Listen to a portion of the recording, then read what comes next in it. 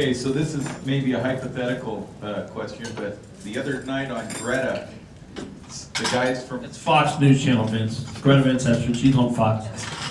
There was a guy from South Carolina, I believe, that was starting a constitutional convention, or trying to get a constitutional convention going. They needed 38 states to make it happen. It seems to me that that's the only way you're ever going to change any of all of this stuff that's in our face right now. You know, we need to change the term of legislators. We need to make sure that government employees get the same benefits, healthcare that we do. You know, it may mean that unions shouldn't have a lock on contracts and so on. Do you guys have an opinion on that? If I could be certain that we had people with the integrity and the intellect and the altruism of our founding fathers and mothers, then I would be happy to see a constitutional convention. But what I hear from politicians these days on both sides is a trivialization of politics, a marginalization of big issues, and that's not the way to create a constitution that works. You want to see the problems? Go look at the California Constitution. Every statute is in the Constitution. I gotta tell you, in my opinion, there's nothing wrong with the Constitution we have. You know, the Constitution we have works, it's great. What you need to do is follow it. I mean, you don't need a constitutional convention to rewrite the greatest document, one of the greatest documents ever created.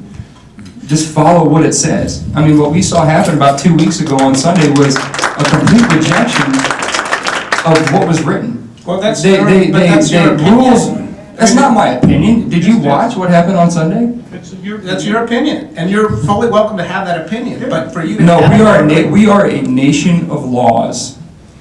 We are a nation of laws. The Constitution is not a living, breathing document. It is a set in stone, and there are ways to alter it. There are, but you have to follow those ways. And what we saw is not an opinion. Let me get a show of hands from the panelists who thinks that it is constitutional to force someone to buy health insurance. Don't necessarily like it, but I think it's constitutional. Yeah, it's constitutional. It's not a good idea. Please don't tell me you're talking about the Interstate Commerce Clause, because that's a gross misrepresentation of what the Interstate Commerce Clause says. Which is your interpretation. And this is the point I'm trying to make. And there should be room in our system. So would you be okay if the government came to you and says, okay, every week you got to buy a purple shirt? I mean, that's essentially what it is. I like purple. Actually, it's great minds think alike, Dave. We're wearing yellow, but it's not my color. But that's my point is that we can have vigorous disagreement. We should have vigorous disagreement in our political system without immediately going to the extreme of saying the other side is unconstitutional, the other side is seditious, the other side is traitorous. I mean, when we call people names and go to the extremes, then we diminish what the Constitution is supposed to be all about. And I fully accept that there are some vigorous opinions on health care, that there are people violently don't like what went on. But to suggest that automatically it's unconstitutional when you had a group of people in Washington, D.C. follow the rules that are part of the Constitution. They didn't follow the rules, that's the point. But that's your determination.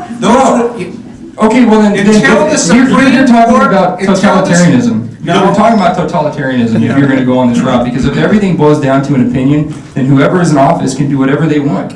I mean, so much for habeas corpus, because, well, it's my opinion, then it doesn't really count. The rules are the rules are the rules. Amen, brother. You know, this is part of the problem, is you're throwing around terms like habeas corpus, which have absolutely no bearing on this. I mean, do you know what habeas corpus means? Because you could use these terms. Every bearing. We're talking about opinions. What does habeas corpus mean? You gotta have And how does it apply to this instance? I mean, this is a legal question. You threw out a legal term. You challenged me on my understanding of the Constitution. Tell me what it means. What does it mean? What it's two words. You're not answering the proper question. The point is that you're talking about opinions and I'm talking about laws. You're saying, well, it's my opinion that government can force you to buy health care. Well, it's either right or it's wrong. It doesn't boil down to opinions. It boils down to whether or not it is a law. So let me answer my question. What does habeas corpus mean? 2 words. What do they mean? I don't think that's the audience has questions there. Yeah, I thought this was an assembly forum. All right, let's take a question from Glenn. Show me the body, how about that? No, it means you have the body. Yeah, okay. Thank you.